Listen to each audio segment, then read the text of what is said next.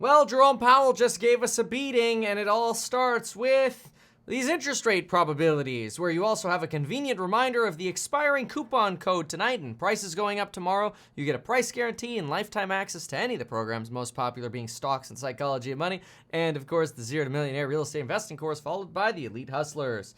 All right, take a look at this. These are now, after the FOMC press conference, the implied overnight rates and the number of hikes/cuts. It's simple. You're going to look over here on the left side at the implied rate, which is creating this blue line right here. And so what do we think the rate's going to do?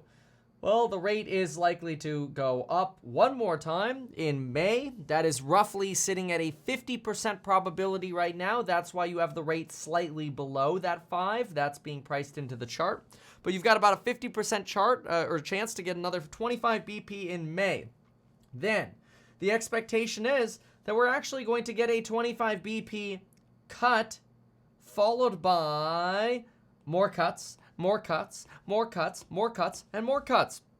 This stands in the face of JPOW, because this suggests that rates are going to come down as much as 1 to 1.1%.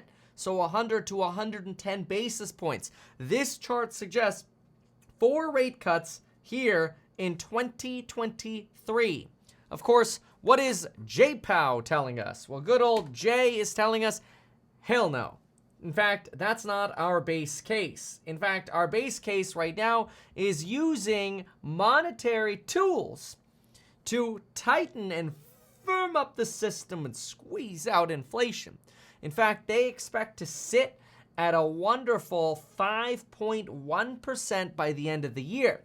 Not only do they expect to sit at 5.1% by the end of the year, which is the same as December, and they softened their outlook because they were going to raise their outlook in the last presser, Feb 1. They told us, hey, if we had to rewrite it from December, we'd probably include more rate hikes. But the reason they didn't include more than 5.1 is because they believe financial conditions have tightened so much such that we don't actually need to raise rates anymore because markets are going to do it for us. At the same time, we're getting pushed closer to a recession via these GDP projections, moving a tenth of a point closer over here on real GDP, and 0.4% closer for next year to a recession. Now, Jerome Powell had a lot to say, but a lot of it kept referring to this document right here. This document, which also has another coupon reminder there about 11:59 p.m. Right there, it says, the committee anticipates some additional policy firming may be appropriate. That used to say the committee anticipates that ongoing increases may be appropriate, right? So that's been changed to some additional policy firming. Jerome Powell was asked to clarify, what the hell is policy firming? You know, like what, it's going to get firm and then it's going to go soft? Is that like a reference, like a nudge, nudge, wink, wink? And that's basically what markets are assuming. But Jerome Powell says, well, by firming, we mean more hikes. Okay, fine. So more hikes. But what were some of the big things that led the market to actually go red during his discussion and his presser? Well, the biggest thing is, despite the fact, and this is by far the biggest, despite the fact that the market is pricing in rate cuts this year, as many as 4 of them or more, 4 to 5 rate cuts being priced in this year, what did J-Pow have to say? No rate cuts per the base case of the committee. Now, obviously, that could change. He made it very clear. If inflation ends up being stubborn, then inflation will end up leading to more rate increases. Elon Musk is not very happy about this. Elon Musk makes it very clear that this rate hike is, quite frankly, foolish because it'll just lead to more deposit outflows. This is something he tweeted in just the last 20 minutes. When it comes to talking about inflation, which is the one thing that would actually keep the Fed continuing to hike, he's asked about disinflation. And he's asked, hey, look, you mentioned the word disinflation like 9 to 10 times last time. Is that still happening? Jerome Powell actually gave us hope here. He said, yes, disinflation is still happening. First, we have goods disinflation, which has been happening for 6 months. Home services disinflation, that takes time. But the good news is all the leading data, which has been consistent for about the last 6 months, is pointing to that in time, we're going to see a massive anchor of housing services disinflation.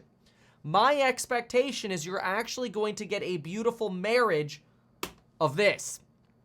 You are going to get at the same time, and you want to prepare for this, especially if you're a stock investor, looking at pricing power kind of stocks, whatever you're looking at.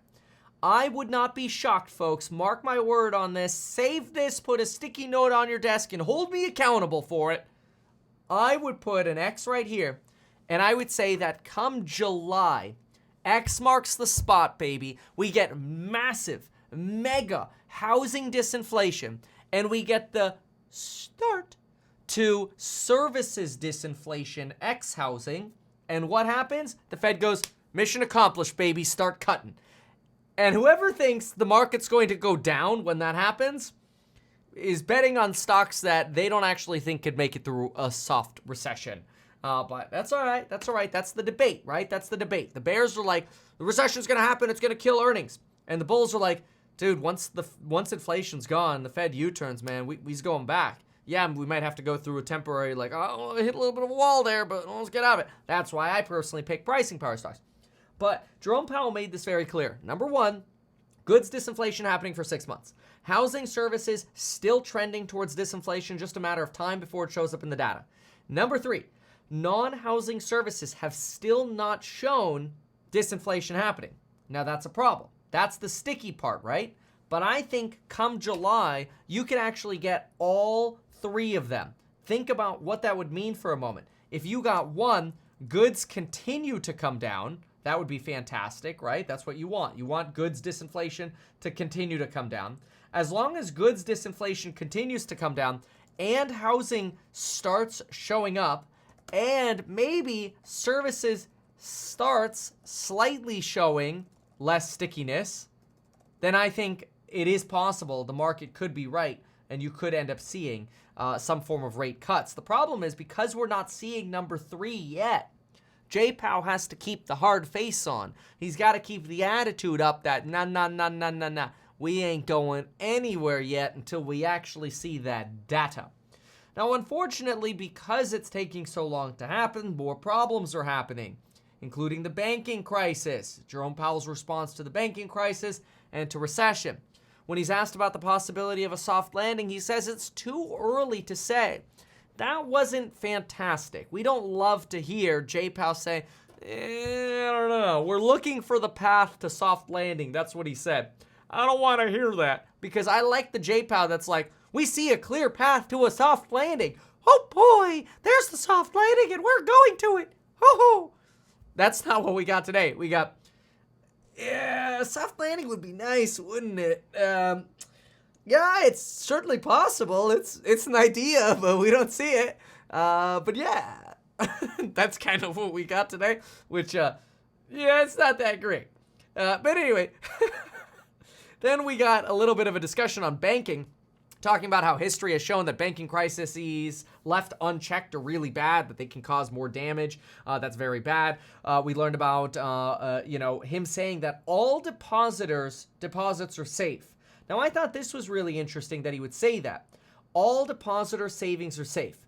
Now, he's asked, hey, why are you saying all depositors are safe? Are you basically saying FDIC insurance is now ramped up? Is it higher than what we expect?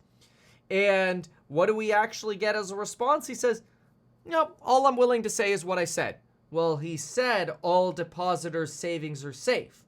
And then he says, we have tools to protect depositors. Depositors should assume their deposits are safe.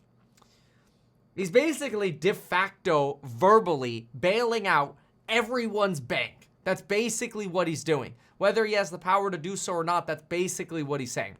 Now, he's talking about how the banking system is safe and resilient. I haven't heard that before. I feel like we heard that about Bear Stearns. But anyway, Silicon Valley Bank, he says, look, management failed badly. They didn't hedge. That's true. They removed all of their interest rate hedges. And one of the reasons you might remove interest rate hedges is because you have to book the expense for them. Whereas if you just hold stuff in held to maturity securities, you don't actually have to book those losses.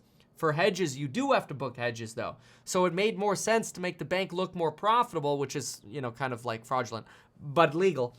So technically not fraudulent. It's just deceitful. The bank is basically able to say, well, let's just get rid of our hedge expense. And even though we're losing all this money, we just won't hedge it because don't worry, it'll be fine. And it wasn't. Anyway, so he talks about how this bank run occurred a lot faster than historically normal. Talks about how they're using an emergency facility. Essentially, that's the bank term funding program for basically taking bank toxic assets, recognizing them at full value, and taking on that duration risk. So that way banks can pay depositors by taking out loans from the Fed. Do keep in mind that's actually problematic for banks, because if banks are like, yay, we're operating, and then all of a sudden it's like, somebody's like, I want my $10 million of deposits, and the bank's like, damn it. Okay, now we have to go borrow that money from the Fed. And we borrow 10 mil from the Fed, let's say, and go, here's your 10 mil. Now the bank lost that 10 mil in deposits, and they're looking at the Fed going, damn it, now I gotta pay interest on 10 mil that I don't even have anymore. Like, it's like 2 middle fingers in your face. And so now the bank is paying interest on a deposit they don't have, and they're losing even more money. It sucks for the banks. This is why I don't want to touch any banks right now. People are like, when are you going to buy the dip on financials? I'm like, when there's no recession. So in 5 years. Oh, I wasn't supposed to say that. Anyway, all right, so consumer spending may have picked up, potentially due to weather. Inflation goal is still 2%. Next banking failure, don't really see another banking failure, although there are risks going on. A lot of eyes on Pac West right now. But that's me saying that, along with the research I've been doing. Implied year-end target rate is, per markets, is 4.28%. That's about that 1% rate cut is being priced in. Jerome Powell does not fear any problems in the commercial real estate banking sector. The NASDAQ is positive about 0.46 right now. Dow Jones, S&P flat to negative 0.25%. Oil actually up about 1.25%. Bonds actually sitting down about 12 basis points on the 10-year, sitting at about 3.489, somewhat implying more recessionary fears as we wait for that disinflation to roll around. Credit conditions tightening. Jerome Powell suggested that credit conditions tightening could represent the equivalent of approximately a 25 basis point hike. In the event that we have a 25 basis point hike, it is entirely possible that credit conditions would actually amplify the 25 BP hike that we have now or for May to make it feel like a 50 or a 75 or maybe even more. Jerome Powell made it clear that we don't know, analysts don't know, nobody knows how tight credit conditions are going to crush the economy. But he did make it very clear that tight credit conditions will weaken the odds of a soft landing. In other words, a greater chance of rug pull. And it's hard to tell how long these tighter lending standards are going to affect the market, but they are going to be a critical factor that we have to pay attention to in markets today.